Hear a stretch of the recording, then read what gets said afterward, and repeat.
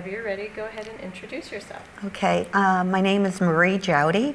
I am an 8th grade teacher at Bethel Middle School, and the class that you just saw was 8th grade and Algebra 1 class. Okay. Let me just do this. One more thing. No. Okay. Everything looks good. We have time. Okay. So we want to understand the decisions you made in planning for this lesson and how it fits into the unit and year. How does this lesson connect to and build on students' prior skills and knowledge? Okay, the way this lesson builds on the students' prior skills and knowledge is that for the last few weeks we have learned about constant differences. We started with patterns, and they saw constant differences in patterns. Then they went to tables, and they still saw constant differences, and also called constant rate of change. From there, we had them write equations, and they were able to write equations in slope-intercept form, and they then understood the component of slope, and they understood the component of y-intercept, mainly associated with physical lines. What we wanted to do is make sure they understood how slope-intercept fits in real-world situations and what the meaning of a slope or y-intercept or an x-intercept, what that means in a real-world scenario. So rather than just look at physical lines, they could see other meaning behind it. What was taught before this lesson and what will come after it? Discuss the sequence of lessons that surround this one lesson. Okay. What they learned before this was they did learn about slope-intercept form. That was the lesson immediate before this. You want me to ask that again? Should we wait? I think there might be another bell. Okay, there might be another bell. What were the prior skills? What was taught before the lesson and what will come after it? Discuss the sequence of lessons that surround this one lesson. Okay. The skills and lessons that were taught prior to this were understanding slope-intercept form. So what we did is we learned how to graph lines given an... At this time, we are all set for dismissal. Students riding and following buses are dismissed. 9. I know, 3 times is a charm, right? Yeah. Okay, so what was taught before this lesson and what will come after it? Discuss the sequence of lessons that surround this one lesson.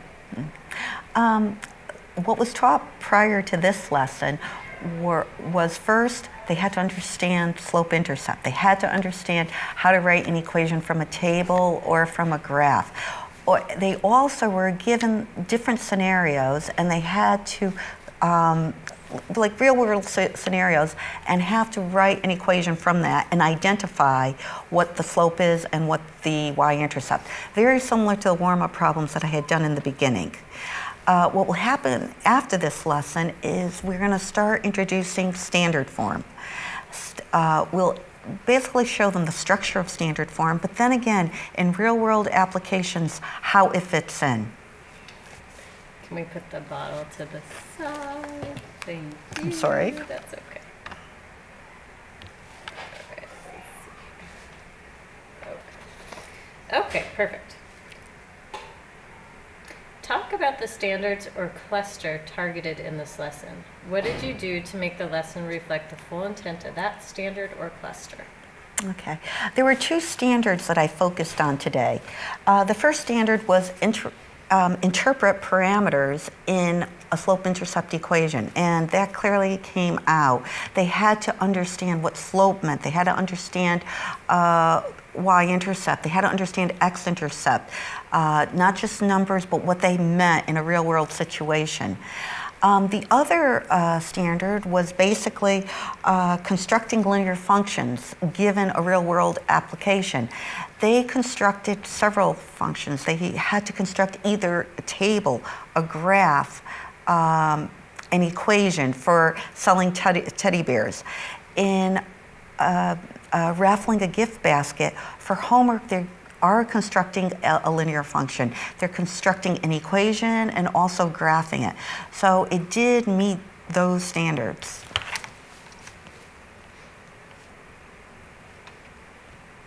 Which of the core action indicators do you think this lesson best exemplified, and how do you plan for this? Well, in Core Action 1 and Core Action 3, in Core Action 1, I felt like it definitely showed the shifts. First of all, there was a focus. There was a focus on the two standards I just identified. There was coherence among the lesson, starting from way back when we did constant differences and building up to this point. So each lesson just built upon each other until we got to this point. And the third focus, the third part of Core Action 1, which was rigor, they definitely had the conceptual understanding of slope-intercept form, and also they were able to apply it. And so it showed those two aspects of rigor. We're interested in how the shifts required by the CCSS are being incorporated into your classroom. Discuss how this lesson illustrates the shifts required by the CCSS. Okay.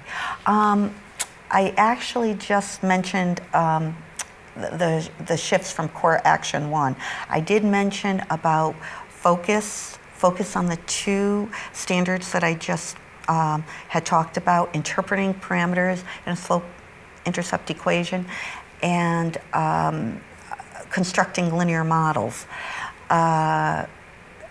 Again, it also showed coherence across, and it did also show rigor of conceptual understanding and application. How did you teach the content of the lesson prior to the CCSS? What is the same and what is different?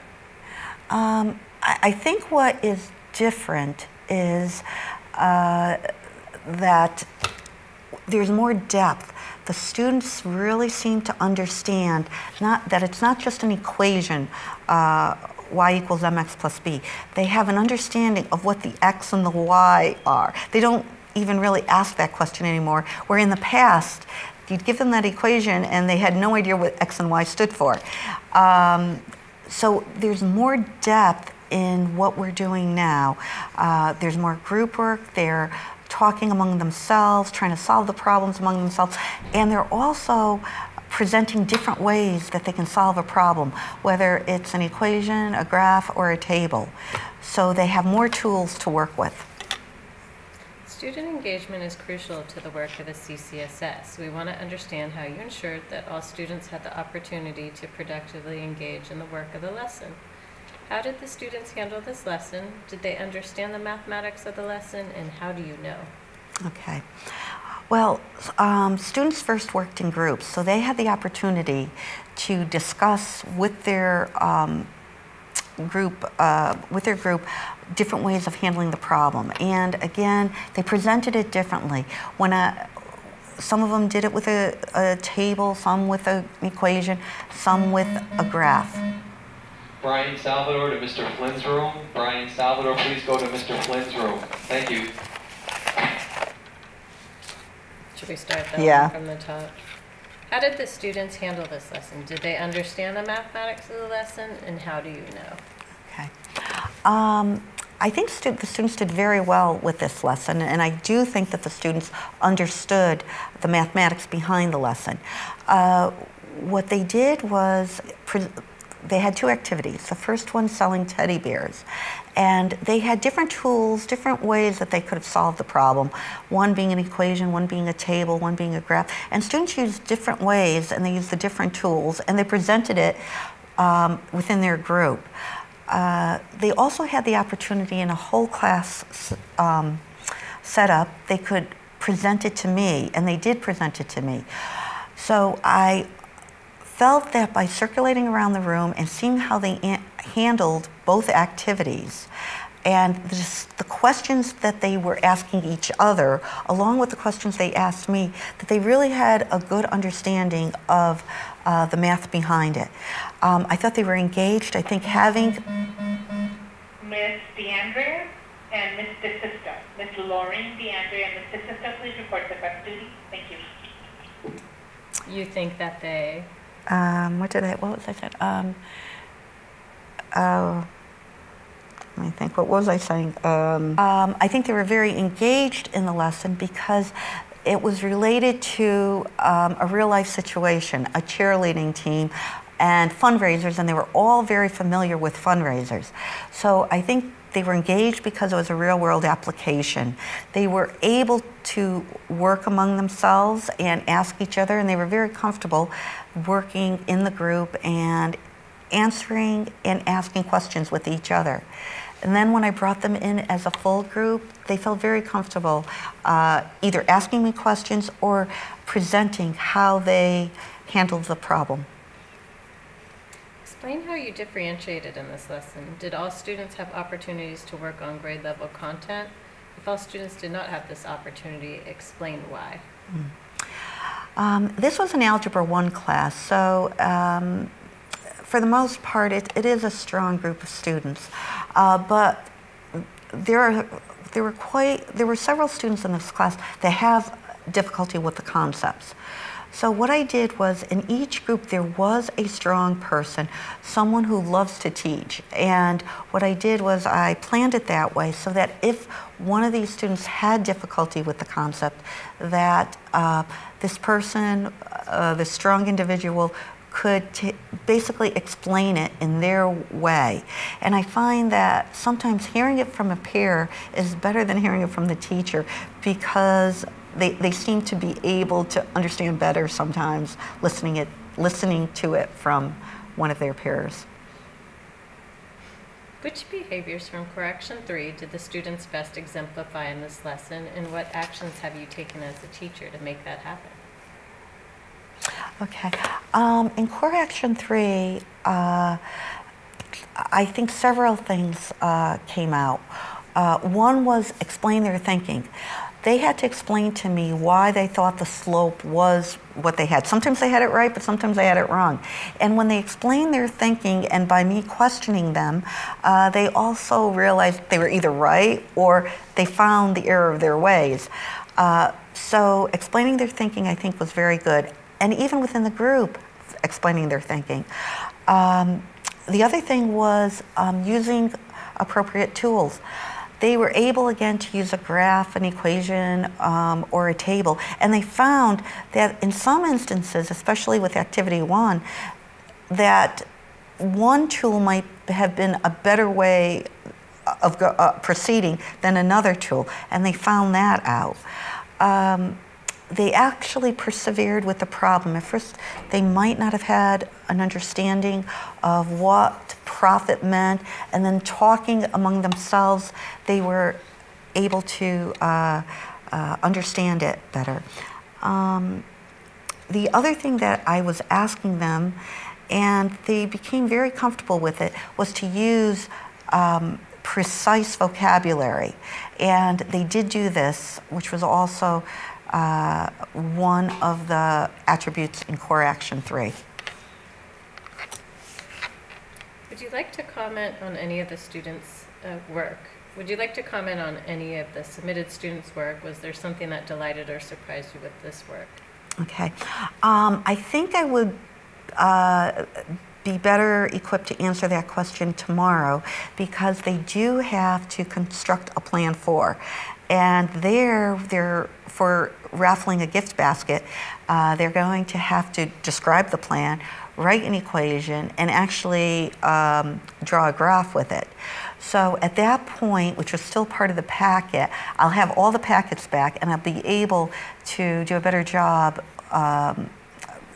commenting on the student work. Great instructors are continuously learning. We want to understand what you celebrated in this lesson and what you would improve upon. Reflecting on the lesson, what worked particularly well and what might you do differently? I thought the groups worked very well with each other. They're very comfortable with each other, and if they answered something wrong or they didn't understand, they have no problem asking for either my help or one of their group mates' help. So I thought that was very good. I was very happy that they were able to bring from all the other lessons the idea of slope and being able to determine slope in the different scenarios. So I was very happy that all of that vocabulary and those concepts were brought into this lesson, and they were able to use it. If I had to do something differently, I thought the lesson did go well. Possibly maybe introduce technology into it, but maybe for not this lesson, but maybe a follow-up lesson. Maybe bringing a graphing calculator into it might work well. Were there any surprises or unexpected student behaviors or reactions? It made me smile when I started with the video of the cheerleading team, and they did not know why I'm showing this cheerleading video, and they all kind of like looked at me like, aren't we learning slope?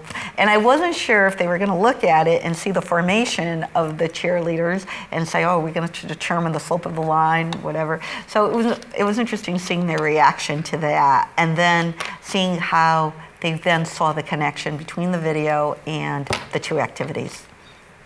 Great, you're done. Very good, okay.